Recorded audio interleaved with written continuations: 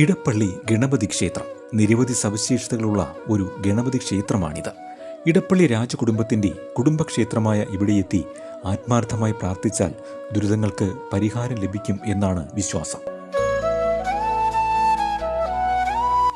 ദീർഘകാലമായി അനുഭവിച്ചു വരുന്ന തടസ്സങ്ങളും കഷ്ടപ്പാടുകളും മാറുന്നതിന് ഇടപ്പള്ളി ഗണപതിയെ ദർശിക്കുന്നതും വഴിപാട് നടത്തുന്നതും വളരെ നല്ല മാറ്റം വരുന്നതിന് കാരണമാകും എന്നും കരുതിപ്പോരുന്നു.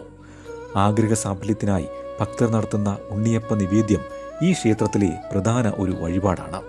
ദുരിതങ്ങളും തടസ്സങ്ങളും മാറി നല്ലൊരു ജോലി ലഭിക്കുന്നതിന് വേണ്ടിയാണ് ഉണ്ണിയപ്പം വഴിപാട് ഭക്തർ നടത്തിപ്പോരുന്നത്.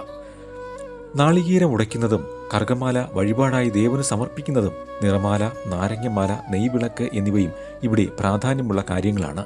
ഇവിടുത്തെ മറ്റൊരു പ്രധാന വഴിപാടാണ് കൂട്ടപ്പം. പത്നിക്കൊപ്പം 10 കൈകളുള്ള മഹാഗണപതിയെയാണ് ഇടപ്പള്ളി ക്ഷേത്രത്തിൽ ആരാധിച്ചു വരുന്നത്.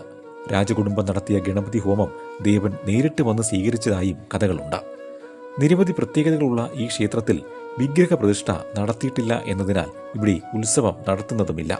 വിനായക ചതുർത്ഥി ദിനത്തിലാണ് പ്രത്യേക പൂജകൾ ഉള്ളത്. പ്രത്യേകമായ ഒരു അന്തരീക്ഷമാണ് ഈ ക്ഷേത്രത്തിലെത്തിയാൽ അനുഭവപ്പെടുക. ഇടപ്പള്ളി സ്വരൂപം, അതായത് രാജകുടുംബത്തിൽ മരണം സംഭവിച്ചാൽ ഇവിടുത്തെ പഞ്ചലോക വിഗ്രഹം തൃക്കണ്ണാവ് ക്ഷേത്രത്തിലേക്ക് മാറ്റുകയും ഈ ക്ഷേത്രം അടച്ചിടുന്നതുമായ ഒരു പതിവുണ്ട്.